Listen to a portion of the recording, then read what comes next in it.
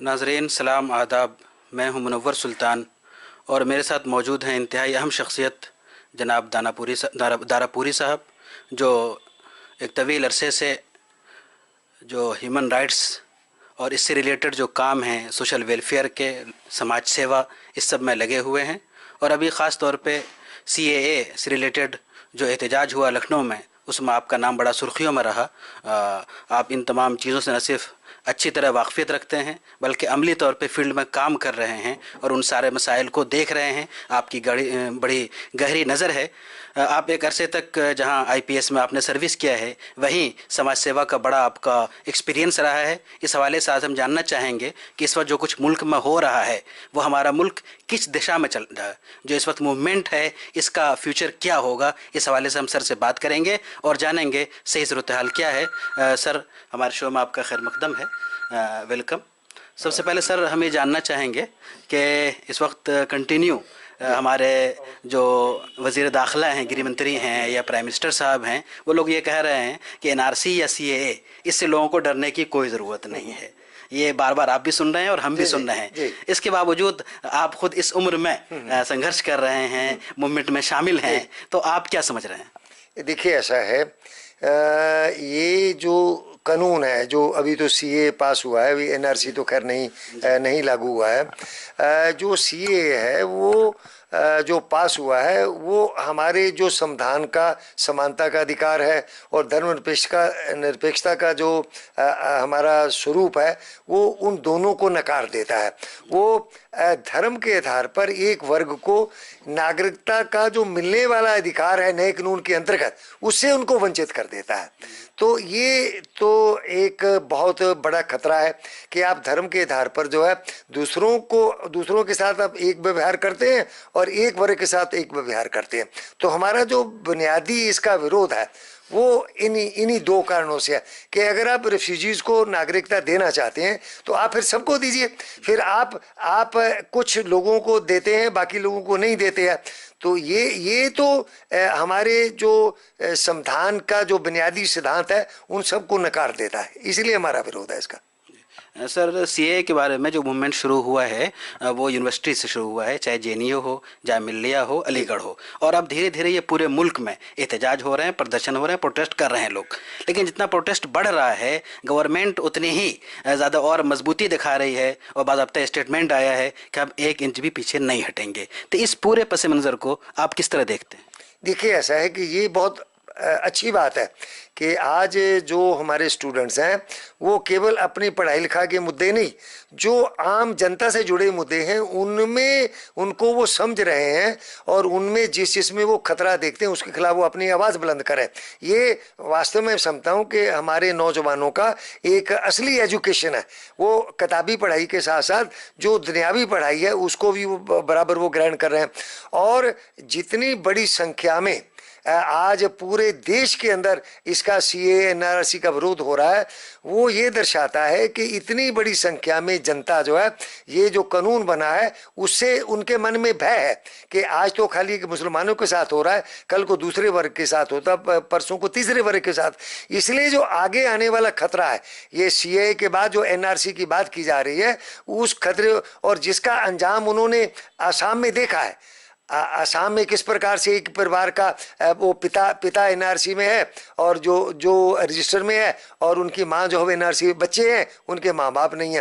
तो ये जो एक बड़ा खतरा है कि आपका जो नागरिकता का बुनियादी अधिकार है या आपको जिस कानून के अंतर्गत नागरिकता मिल सकती है उसमें आपको उसके बाहर करने का ये सब जाल बटा किया जा रहा है। इसके लिए नौजवान जो है बधाई के पात्र हैं और उनसे ये अपेक्षा की जा रही है। सर, इस मूवमेंट का फ्यूचर क्या लग रहा है आपको? ये मूवमेंट चलेगा, ये लोग अपनी बात मनवा सकेंगे या फिर कुछ और?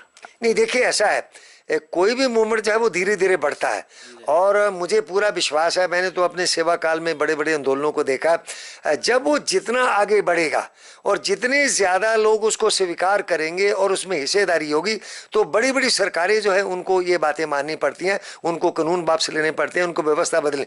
और मुझे पूरा विश्वास है कि तमाम दावों के बावजूद भी कि हम 1 इंच भी पीछे नहीं हटेंगे, एक दिन इस सरकार को ये CAA कानून है ये वापस लेना पड़ेगा। सर, इस वक्त बहुत से एनजीओज हैं या ह्यूमन राइट के लिए काम करने वाले लोग हैं, वो लोग इस आंदोलन में शरीक हैं। लेकिन इस जो कानून आ रहा है, बल्कि आ चुका है सीएए, इसको बदलने के लिए इस प्रोटेस्ट के अलावा और किस तरह की कोशिश करनी चाहिए? देखिए ऐसा है, एक तो एनजीओ की बात है, सिविल सोसाइटी, इसमें सबसे बड़ी जिम्मेदारी जो पॉलिटिकल पार्टीज हैं, वो एज अपोजिशन पॉलिटिकल पार्टीज, उनको अलग अलग लड़ने के बजाय इस मुद्दे पर यूनाइट होकर लड़ना चाहिए। और सरकार जितनी बड़ी ताकत के साथ दमन की कोशिश कर रही है, उसका जो प्रतिकार है वो विपक्षी पार्टियां जो है उनको उसी लेवल का करना होगा। तभी ठीक है, सिविल सोसाइटी लड़ रही है, एनजीओ लड़ रहे हैं, संगठन लड़ रहे हैं, परंतु उसके साथ साथ जब तक पॉलिटिकल अपोजिशन बिल्डअप नहीं होगा और तब तक इसमें सफलता मिलना मुश्किल है। पर मुझे उम्मीद है कि जैसे समाज के लोग इस खतरे को महसूस कर रहे हैं, इसी प्रकार से राजनीतिक पार्टियां भी इसको पूरी ईमानदारी के साथ वो महसूस करेंगी और इसके खिलाफ यूनाइटेड होकर जो है वो खड़ी होंगी। सर, अभी कल परसों तोगड़िया जी का बयान आया कि इतने करोड़ हिंदू भी इससे प्रभावित होंगे, उनको भी परेशानी होगी, लेकिन आमतौर पे जो हिंदू हैं, गैर मुस्लिम हैं, वो समझते हैं कि ये मुसलमानों के लिए है। तो आप इस पूरे इसको किस तरह देखते हैं? देखिए, ये बात तो जो असम में एनआरसी हुआ है उसे बिल्कुल स्पष्ट हो जाती है। वहाँ जो इतना दावा किया जा रहा था 50 लाख 60 लाख, कुल मिला के जो है आपका 19 या 20 लाख निकला, और उसमें से सबसे ज़्यादा जो मेजॉरिटी है वो तो हिंदुओं की निकली है। तो ये दर्शाता है कल को अगर यहाँ एनआरसी होगा, उसमें केवल मुसलमान ही बाहर नहीं रह जाएंगे, उसके बाद हिंदू, सिख, बौद्ध, जैन, ईसाई वो भी सारे बाहर रह जाएंगे। तो ये दर्शाता है कि जब आपको कागजों के डॉक्यूमेंट्स के फेर में आपको फंसा लिया जाएगा, उसमें कोई भी फंस सकता है और कोई भी जो है उसके रजिस्टर के बाहर हो सकता है, उसको डिटेंशन सेंटर में जाना पड़ सकता है। तो ये एक सबके लिए खतरा है, ये पूरी जो हमारी देश की जनता है सबके लिए खतरा है। इसलिए हम सबको मिलके इसका जो है विरोध करना चाहिए। सर, विरोध के लिए बहुत से लोग सोच रहे हैं, कर भी रहे हैं, लेकिन गवर्नमेंट के पास बहुत अच्छी सी चीज़ है, दफ़ा 144। इस वक्त यूपी में दफ़ा 144 लागू है। बहुत से लोग जो प्रदर्शन करना चाहते हैं नहीं कर पा रहे हैं। तो इस सूरत हाल में किस तरह की एक्टिविटी या किस तरह की कोशिश होनी चाहिए कि वो कानून के जद में भी ना आए और अपनी बात सामने भी रख सके? नहीं, देखिए, अब ये सरकार तो 144 लगा के जो आम नागरिक का विरोध करने का अधिकार है, प्रदर्शन करने का अधिकार है, हमारे मौलिक अधिकार पर ही जो है वो चोट कर दे रही है। परंतु ऐसा भी देखा गया कि जैसे कल भारत बंद का था, 144 के बावजूद ही इतना कुछ हुआ, इतने सारे जुलूस निकले, इतने प्रकार धरने हुए, बाजार बंद हुए। तो जब जनता इकट्ठी हो के किसी मुद्दे पर विरोध करने लग जाती है, तब ये 144 वगैरह जो है वो सारी निष्प्रभावी हो जाती है। और जनता जब खड़ी हो जाती है, फिर सारे कानून जो है अलग हो जाते हैं और जनता का अपना जो है वो एक अलग हो जाता है। सर, ये बात भी कही जा रही है कि इस तरह के जो इश्यूज लाए जाते हैं वो लोगों के जहन को भटकाने के लिए, ताकि असल इशू पे उनकी नज़र न रहे, जो असल लड़ाई होनी चाहिए वो लड़ाई न लड़ी जाए। आप इस बारे में क्या कहते हैं? देखिए, ये बात तो बिल्कुल क्लियर है कि इस समय जो आपका ये सीए लाया गया है, एनपीआर की बात की जा रही है, एनआरसी की बात की जा रही है, वो तो जो आज हमारे सामने इतनी बड़ी जो समस्याएं खड़ी हो गई हैं, आपकी जो है इकोनॉमी डूब रही है, आपका अनएम्प्लॉयमेंट बढ़ रहा है, गरीबी और अमीरी के बीच का फर्क जो है वो हो रहा, कुछ लोगों के हाथ में सारी दौलत चली जा रही है, भूखमरी से इतनी मौतें हो रही हैं, किसान आत्महत्याएं कर रहे हैं, और स्टूडेंट्स जो है वो शिक्षा उनकी इतनी महंगी होती जा रही है। तो ये सारे जो खतरे हैं, इन खतरों को जनता महसूस कर रही है, और उस बीच में जो सरकार है वो ये सब शोषे छोड़ती है, ये सब ध्यान बटाने के हथकंडे हैं। परंतु मुझे इस बात की खुशी है, आज जितने बड़े स्तर पे पूरे देश में विरोध हो रहा है, वो दर्शाता है कि जो लोग हैं वो इनके हथकंडों को पहचान रहे हैं और वो अपने मुद्दों को लेके लड़ रहे हैं। सर, एक छोटा सा सवाल और करेंगे। अभी जस्ट आप जेल से आए हैं, इस मूवमेंट को लीड करने के इल्ज़ाम में आपको जेल में भी रखा गया, नज़रबंद भी किया गया। तो आपने जेल में और थाने में आपने क्या देखा, क्या महसूस किया? नहीं, देखिए, ऐसा है, जेल के अंदर तो जो गिरफ्तार करके लोग भेजे गए हैं इस मामले को लेके, उसमें मेजॉरिटी जो है वो निर्दोष लोग हैं। वो राह चलते आदमी को पकड़ लिया, दुकान पे पकड़ लिया, वो तो निर्दोष लोग हैं, ये तो मैंने देखा। और यहाँ पर बाहर जो दमन हुआ है, जो बाहर दमन हुआ है उसको भी मैंने देखा है, उस दमन को मैंने खुद झेला है।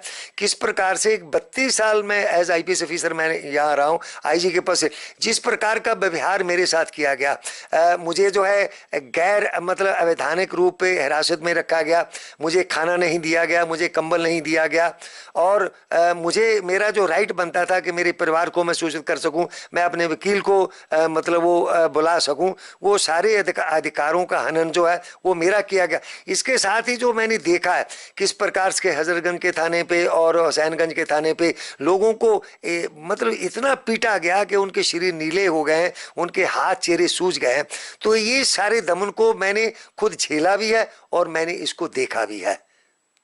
सर लास्ट क्वेश्चन, जो हमारे नौजवान चाहे लड़के हों लड़कियां हों बूढ़ी औरतें खासतौर पे दिल्ली में इस वक्त प्रोटेस्ट कर रहे हैं, उन लोगों के नाम आप क्या मैसेज देंगे? देखिए, मैं सबसे पहले तो उनको इतने लंबे और शांतिपूर्ण प्रदर्शन के लिए बहुत बहुत बधाई देना चाहता हूं, और वो एक इतने महत्वपूर्ण जन मुद्दे को लेके इतनी सर्दी में बच्चों के साथ जो है वहां पर जो महिलाएं शाहीन बाग में मतलब वो कर रही हैं, मैं वाकई उनकी बहुत तारीफ करता हूं, उनको मैं सलाम करता हूं, और मैं उनसे अपेक्षा करता हूं कि जब तक ये जो मैं इसको काला कानून कहने को तैयार हूं, जब तक ये वापस नहीं हो जाता तब तक वो उसी तरह से अपने धरने को, इस विरोध को जो है वो जारी रखें, और हम सब उनके साथ हैं। बहुत बहुत शुक्रिया, थैंक यू।